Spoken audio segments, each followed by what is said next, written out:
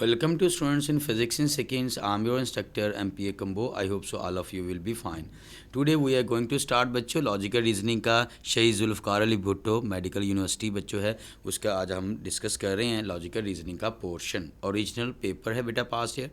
तो question number 1 is an outbreak of the corona disease is reported in the city. What should be the first course of action? क्या होना चाहिए? Number 1 बच्चों develop a vaccination plan, जी conduct research on the disease, implementation quarantine measures, और बच्चों inform the public by using all means. तो बच्चों information बहुत इंपॉर्टेंट है। किसी को पता ही नहीं कि कोरोना आया हुआ है कि नहीं आया हुआ, ठीक है, वो तो अपनी उसी तरह ज़िंदगी गुजार रहे होंगे ना। तो इन्फॉर्मेशन बहुत ज़्यादा इंपॉर्टेंट है कि कोरोना फैल चुका है। तो आपको याद होगा आपके उस्ताद जी ने बताया था टाइमली डिसीजन कि टाइम का ख्याल रखना है। लोगों को अगर अवेयरनेस ना हुई तो कोरोना और ज़्यादा फैल सकता है। तो इट मीन्स इन्फॉर्मेशन देना, this is your first task, ठीक है। सबसे पहला जो चीज़ है, कोई बीमारी फैलती है तो लोगों को इन्फॉर्मेशन होना बहुत ज़्यादा ज़रूरी है। So delta is your required answer. जी नेक्स्ट है हमारे पास बच्चों 5, 11, 23, 47, 95 एंड मिसिंग टर्म। पहली चीज़ बच्चों ये इंक्रीजिंग है, दूसरी चीज़ ये बेटा गैप बहुत ज़्यादा है। तो 5 और 11 के बाद 23, 47, 95 एंड मिसिंग टर्म। तो पहली चीज़ बच्चों फर्स्ट टू टर्म्स 5 से 11 कैसे बनेगा? बेटा 5 को अगर 2 से मल्टीप्लाई करो तो आंसर होता है 10, और 10 में 1 ऐड कर लो तो आंसर हो जाएगा 11। और इसी तरह से बेटा 11 से 23 वो कैसे हो सकता है? 11 को अगर आप लोग मल्टीप्लाई कर दो 2 से तो 22 होगा, और 22 में 1 ऐड कर दो तो 23 बन जाता है।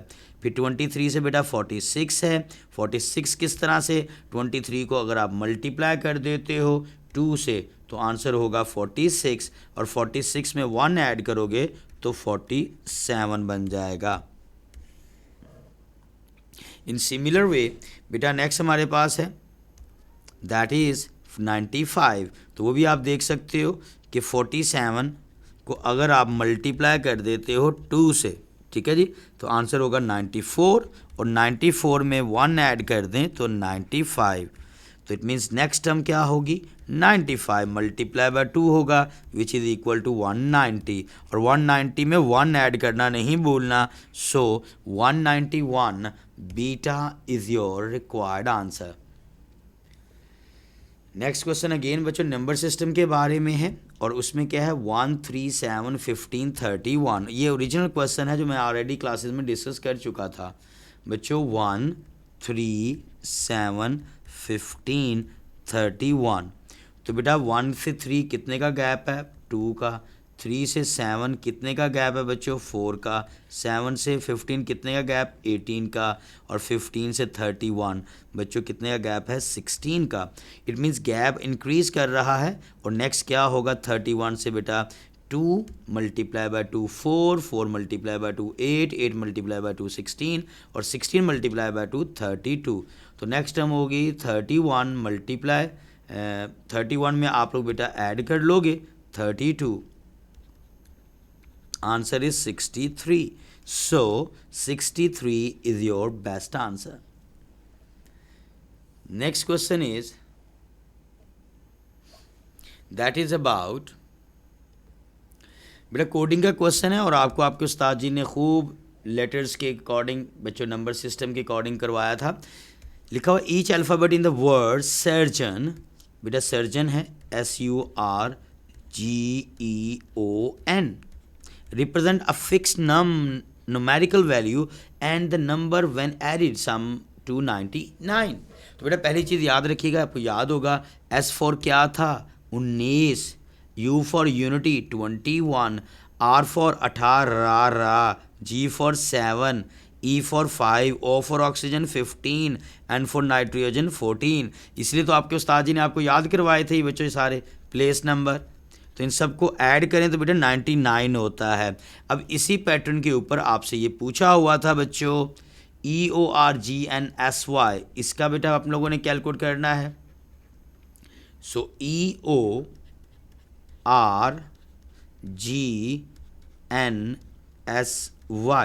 तो बेटा ई का प्लेस नंबर क्या होता था, that means 5, O for oxygen 15, R for 18 रा, याद आया, G for 7, N for nitrogen 14, S for 19, Y for 25। तो बेटा इन सबको आप लोग क्या करोगे, आप प्लस करोगे, क्योंकि ऑर्डर में प्लस लिखा हुआ है, तो आंसर आएगा 103। तो बच्चों आपका बेस्ट आंसर यहाँ पर 103 है। तो बाज़ पेपर्स में ये 102 है या 103 है, अगर 102 भी है तो बेस्ट आंसर यही बनता है आप लोगों का, ठीक है। So alpha is your required answer. The next question is, what is the primary difference between the hypothesis and the theory? A hypothesis is a proven fact while the theory is a unproven. No, ऐसा तो नहीं होता बेटा। Second one is a hypothesis is a specific prediction. Yes, hypothesis prediction होता है, while a theory is a bold explanation. Yes, ये करना बिल्कुल appropriate है। And next one is बच्चों, hypothesis is a qualitative statement and theory is a quantitative. No, ऐसा तज़किरा तो बिल्कुल भी नहीं है बच्चों। A hypothesis is a tentative explanation while a theory is a well substantive. No, ऐसा नहीं है। तो बेस्ट आंसर क्या है बच्चों, beta is your required answer. लेकिन ये फिर आपका ओरिजिनल क्वेश्चन आ गया जो आपके उस्ताद जी ने आपको करवाया हुआ है। व्हाट कम्स नेक्स्ट, बता दें जी। पहली हमारे पास टर्म है बच्चों ZXWUTRQO, तो याद होगा ZXWUTRQO, और आपको आपके उस्ताद जी ने बताया था हमेशा पहले फर्स्ट प्लेसेस के अकॉर्डिंग देखा करें। तो फर्स्ट प्लेस में Z है, तो Z का प्लेस नंबर क्या है हमारे पास बच्चों 26। फिर बच्चों Z के बाद W है 23, फिर T है T20 और Q है 17। तो बेटा ये 3 का गैप है, तो 17 में से माइनस करो 3, आंसर क्या होगा 14। 14 क्या था, नाइट्रोजन N। इसी तरह बेटा नेक्स्ट प्लेस में देख सकते हो X है, U है, R है, O है, ये कैलकुलेट करेंगे। तो बच्चों X का क्या था बता दें जी, X का विच इज़ 24। और नेक्स्ट U है, U का यूनिटी 21, R का 18 रा, ऑक्सीजन 15। तो बेटा ये भी 3 का डिफरेंस है, 15 में से 3 माइनस कर दो 12। और याद है ये 12 का क्या होता था L, कि जब किसी को लव होता है तो उसके 12 बज जाते हैं। तो your next missing term will be बच्चों क्या बन गई हैं, that is N and L.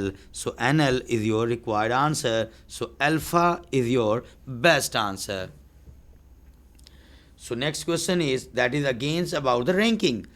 In a row of the students, a student is at the 13th position, ठीक है, from the left and 20th position from the right hand. तो positions के according बेटा ये क्वेश्चन है, और ये इसकी भी प्रैक्टिस करवाई हुई ऑलरेडी आप लोगों को। तो लेफ़्ट टू राइट अगर हम लोग बात करें, ये लेफ़्ट है और ये राइट साइड है। तो बेटा एक स्टूडेंट है जिसकी पोजीशन है 13 फ्रॉम द लेफ़्ट, राइट। और बेटा नेक्स्ट हमारे पास 20 position to the right hand. अगर राइट हैंड से बेटा हमारे पास कितनी पोजीशन बनती है उसकी, यही 13 पोजीशन जो सी है वो बनती है 20th पोजीशन। तो इट मीन्स आपने 13 से नेक्स्ट मूव करना है, ठीक है। तो कितने यूनिट बेटा करोगे आप लोग, 20 position from the right side. तो बेटा 13 से नेक्स्ट 20th पोजीशन है, तो आप लोग बेटा 20th पोजीशन से नेक्स्ट मूव कर लोगे, दैट इज इक्वल टू, वो इक्वल हो जाएगी बेटा हमारे पास। जैसे 13 से नेक्स्ट आप मूव करोगे, ये तो पोजीशन का प्लेस नंबर है ना, तो नेक्स्ट आपने फिर 20 नहीं लेना, क्योंकि 20 वाला तो ये बन जाएगा ना। नेक्स्ट आपका गैप आएगा 19 का, तो यहाँ से बेटा आप 19 यूनिट मूव करोगे, इज राइट साइड के ऊपर। तो ये 19 का गैप आएगा नेक्स्ट। तो बेटा 13 में ऐड कर लो आप लोग 19 and answer will be 32। It means right side से ये पोजीशन 32 तक आप लोगों के पास बेटा लेफ्ट साइड से बन जाएगी, और राइट साइड पे यहाँ पर स्टार्टिंग होगी। तो ये आपके पास टोटल पोजीशन बन गई। और यही पूछा हुआ था बेटा टोटल स्टूडेंट्स कितने होंगे, तो बेटा टोटल स्टूडेंट्स हमारे पास कितने हुए, 32 हो गए। So Charlie is your best answer. तो बेटा इस चीज़ का ख्याल रखिएगा, ये पोजीशन 13 है लेफ्ट साइड से, और राइट साइड से 20 वाली, अगर राइट साइड से 20 वाली तो पोजीशन का नंबर आएगा, नेक्स्ट वो बेटा 19 का गैप हो जाएगा। 19 पोजीशन आपने आगे चलनी है, तो 13 में 19 ऐड कर लो, 32 आपके पास टोटल आंसर बन जाएगा। So next question is A is older than B but younger than F. ये देखिए कंपैरिजन का है, तो आपको अपने उस्ताद जी ने बताया था ए की ऑर्डर रखें, और इसमें क्या है, ए जो सा है बच्चों ओल्डर है, ओल्डर मीन बड़ा है, किससे, बी से, बट छोटा है यंगर किससे, एफ से, इसमें एफ बड़ा है, तो बेटा ये फर्स्ट आपके पास रिलेशन बन गया। Second is C is younger than B but older than D, तो नंबर 2 हमारे पास है बच्चों सी जो सा है इज यंगर देन है, छोटा है किससे, बी से, बट ओल्डर देन डी, लेकिन डी से बड़ा है, तो फिर छोटा किससे हुआ बच्चों, बी से, राइट। अब इन दोनों रिजल्ट्स को अगर हम लोग बच्चों इकट्ठा कर लें तो बेटा फर्स्ट स्टेटमेंट के अकॉर्डिंग जो रिजल्ट बनता है आप लोगों के पास वो क्या होगा, F greater than A greater than B and B greater than C and C greater than D, ये बन गया। अब इसमें बेटा सबसे बड़ा जो सा है वो कौन है, वो एफ है एज वाइज, और सबसे जो स्मॉलर है जो यंगर है वो है डी। और आपसे यही क्वेश्चन पूछा हुआ था who will be the youngest of them, तो सबसे छोटा कौन है बच्चों, D is your required answer. So next question is a hiker climbed to a higher altitude where he felt the air pressure was lower as compared to the lower altitude. What is likely effect? Number 1, student the hiker felt more energetic, but जब वहाँ पर pressure जो सा है उसमें कमी आ गई हुई है इतनी दूर जाके, तो वो बंदा ज़्यादा एनर्जेटिक हो जाता है या उसको ऑक्सीजन की कमी हो जाती है। जब ऑक्सीजन की कमी हो जाएगी तो ऑब्वियसली वो एनर्जेटिक रहेगा, या उसकी एनर्जी डाउन होगी तो ऑब्वियसली बायो पढ़ते हो एनर्जी डाउन होगी। The hiker felt no difficulty in the breathing, why not, बेटा ब्रीथिंग में तो सांस लेने में मसला आता है जब हाई आल्टीट्यूड पे जाते हो। The hiker might experience altitude sickness, yes उसे बेटा आल्टीट्यूड सिकनेस महसूस होगी, ये करना बिल्कुल सही है। The hiker felt healthier and fresh, वही इतनी ऊपर जाके वो ज़्यादा हेल्दी महसूस करता है, नो तो बेटा आपका बेस्ट आंसर हो जाएगा चार्ली ऑप्शन।